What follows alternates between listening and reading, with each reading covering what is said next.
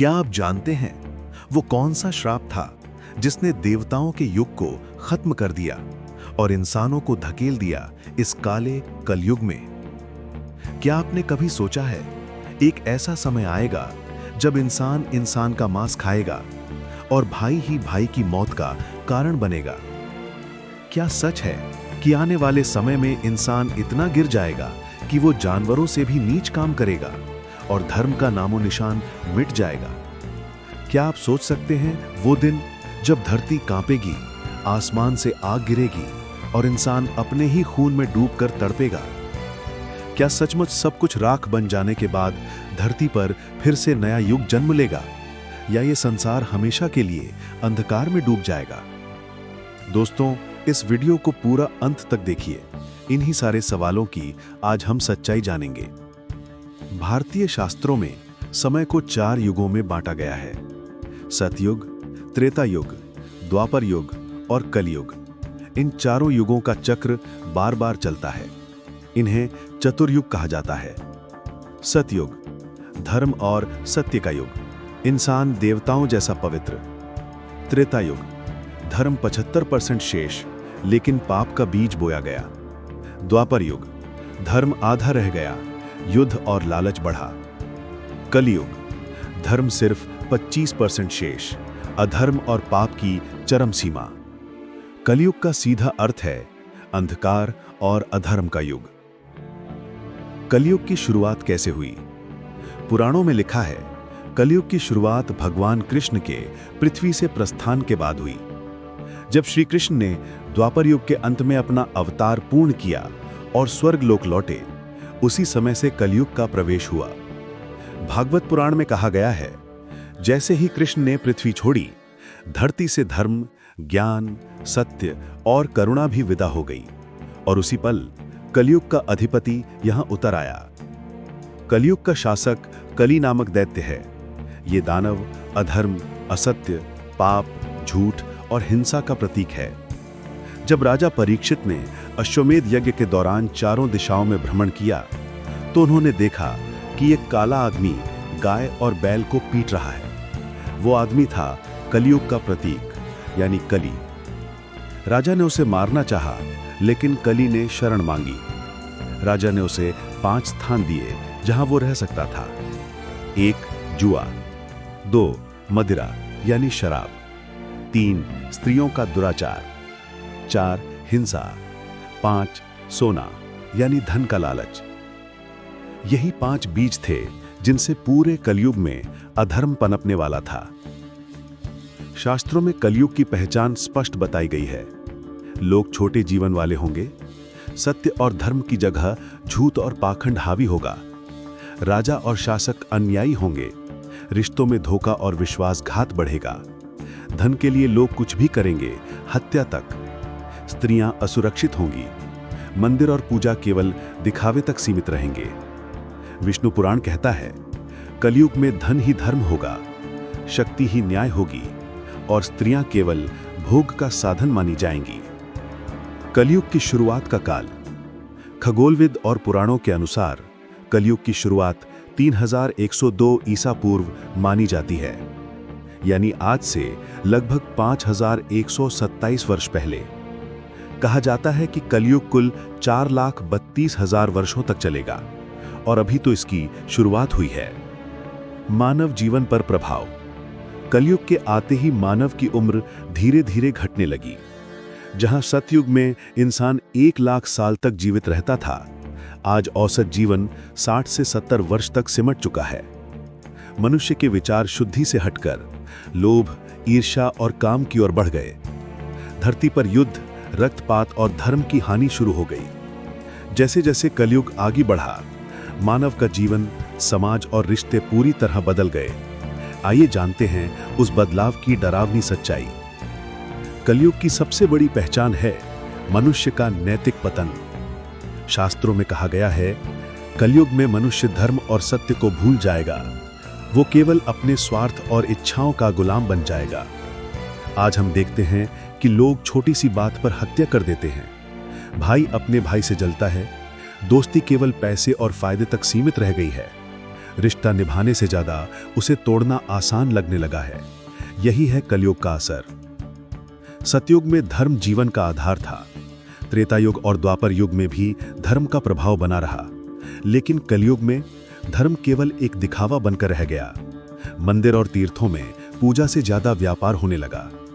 साधु संतों का रूप धारण कर लोग छल और ठगी करने लगे। धर्म का मापदंड ये हो गया कि जिसके पास ज्यादा पैसा और शक्ति है वही बड़ा धार्मिक माना जाएगा। भागवत पुराण कहता है, कलयुग में साधु के वेश में राक्षस जन्म लेंगे और धर्म का इस्तेमाल अपने स्वार्थ के लिए करेंगे। कलयुग में शासक भी अन्यायी और भ्रष्ट बताए गए हैं। शास्त्रों में लिखा है, राजा अपने प्रजा का रक्षक नहीं रहेगा, बल्कि वही उसका शोषण करेगा। आज के समय में हम देखते हैं कि नेता और शासक सत्ता पाने के लिए झूठ बोलते हैं। गरीब और कमजोर का हक छीन लिया जाता है। न्याय केवल पैसे और ताकत वालों के लिए रह गया है। कलयुग की एक और पहचान है रिश्तों की कमजोरी। जहां पहले परिवार एकजुट रहते थे, आज हर कोई अकेला और स्वार्थी होता जा रहा है। माता पिता अपने बच्चों से डरने लगे हैं। भाई बहनों में प्यार की जगह ईर्ष्या और लालच आ गया है। विष्णु पुराण बताता है, कलयुग में पिता पुत्र का शत्रु होगा, भाई भाई से वैर करेगा और पति पत्नी का रिश्ता केवल वासना तक सीमित रह जाएगा। शास्त्र कहते हैं, कलयुग में स्त्रियों की स्थिति सबसे ज्यादा दुखद होगी। उन्हें केवल भोग की वस्तु माना जाएगा। उनका सम्मान और सुरक्षा खत्म हो जाएगी। विवाह केवल धन और सुख के लिए होगा, ना कि धर्म और कर्तव्य के लिए। आज हम देखते हैं कि समाज में स्त्रियों पर अत्याचार, शोषण और हिंसा बढ़ती जा रही है। यही कलयुग का लक्षण है। कलयुग का सबसे बड़ा नियम है, धन ही धर्म है और धन ही शक्ति। सतयुग में लोग ज्ञान और तपस्या से महान बनते थे। त्रेता और द्वापर युग में भी कर्म और युद्ध से सम्मान मिलता था, लेकिन कलयुग में पैसा ही सब कुछ है। जिसके पास पैसा है वही बड़ा है, जिसके पास पैसा नहीं है उसकी कोई कीमत नहीं। कलयुग की सबसे खतरनाक बात है, मनुष्य बाहरी सुख की दौड़ में इतना भागता है कि वो असली शांति खो देता है। लोग भौतिक सुख तो पाते हैं, लेकिन मानसिक शांति खो देते हैं। मशीनों से जीवन आसान होता है, लेकिन मनुष्य मशीनों का गुलाम बन जाता है। सोशल मीडिया, नाम, शोहरत सब है, लेकिन दिल खाली और अकेला। कलयुग में सिर्फ इंसान ही नहीं, बल्कि प्रकृति भी असंतुलित हो जाएगी। मौसम बदल जाएंगे, गर्मी और ठंड असहनीय होगी, नदियां सूखेंगी, बारिश असमय होगी, भूख और प्यास से लोग तड़पेंगे। आज हम जलवायु परिवर्तन का असर देख ही रहे हैं। यही संकेत हैं कि कलयुग अपने चरम की ओर बढ़ रहा है। सतयुग में धर्म 4 पैरों पर खड़ा था, सत्य, तप, दया और दान। त्रेता युग में 1 पैर टूटा, द्वापर में 2 पैर और कलयुग में धर्म केवल 1 पैर पर बचा है। यानी अब धर्म केवल नाम मात्र है। मंदिर बने हैं पर उनमें आस्था नहीं, पूजा होती है पर दिल से नहीं। लोग भगवान को याद करते हैं पर सिर्फ अपने स्वार्थ के लिए।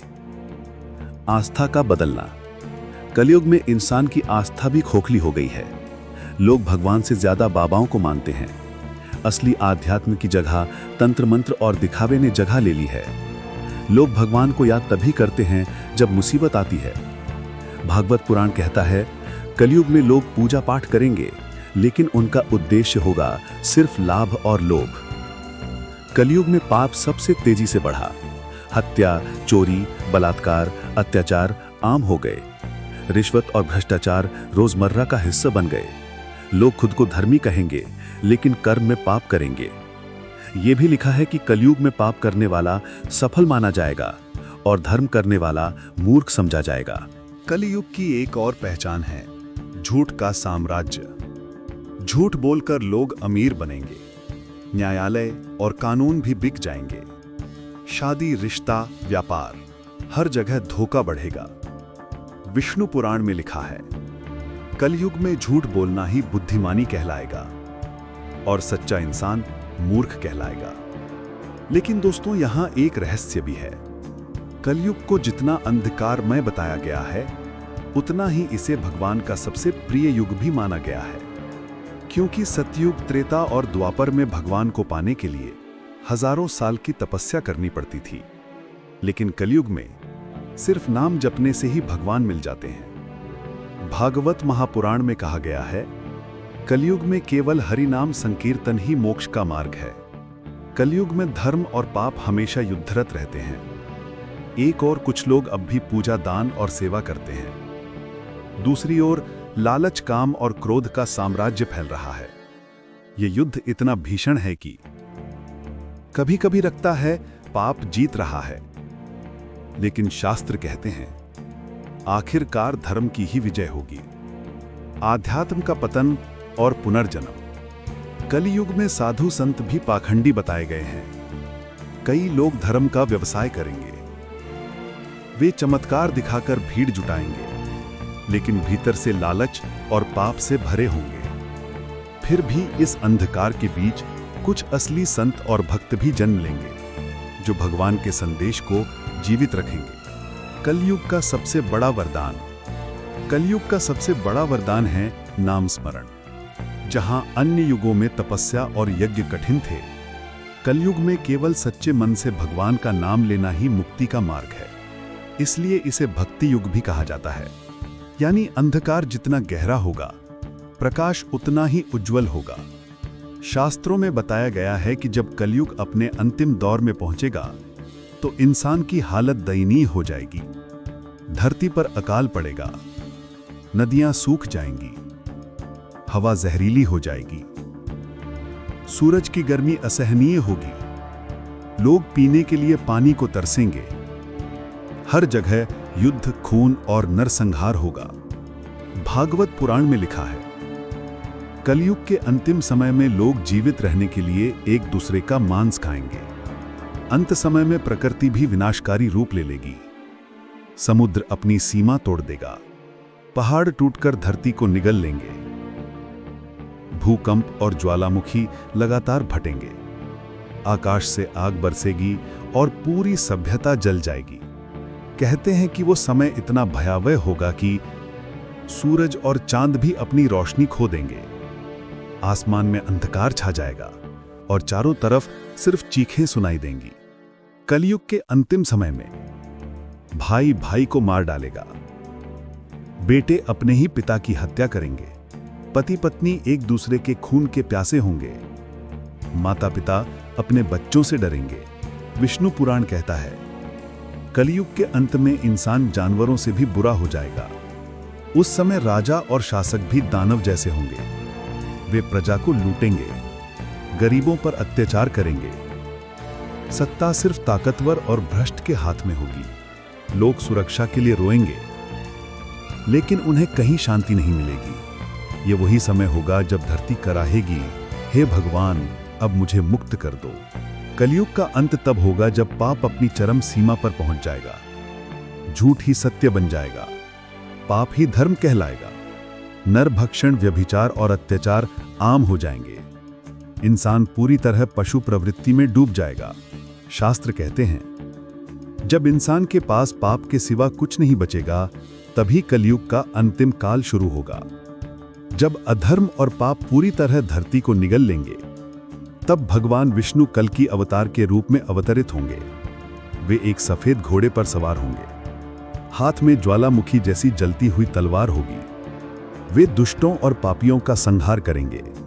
कल्कि पुराण में लिखा है, कल्कि अवतार का आगमन पृथ्वी पर अंतिम युद्ध का आरंभ होगा। कल्कि अवतार के समय एक भयानक युद्ध होगा, जहां अधर्म और धर्म की अंतिम भिड़ंत होगी। करोड़ों लोग युद्ध में मरेंगे, रक्त नदियों की तरह बहेगा, पापियों का नामो निशान मिटा दिया जाएगा। ये वो क्षण होगा जब धरती अपनी सबसे बड़ी सफाई देखेगी। कलयुग के अंत में प्रलय होगी। समुद्र पूरी धरती को निगल लेगा, अग्नि पूरे आकाश को जला देगी, हवा में जहर फैल जाएगा, कोई भी जीवित प्राणी नहीं बचेगा। कहते हैं कि उस समय सिर्फ कुछ संत और भक्त ही बचेंगे, जिन्हें अगली सृष्टि के लिए सुरक्षित रखा जाएगा। प्रलय के बाद धरती फिर से शुद्ध होगी, फिर से एक नए चक्र की शुरुआत होगी, सत्ययुग। यानी हर अंत एक नई शुरुआत है।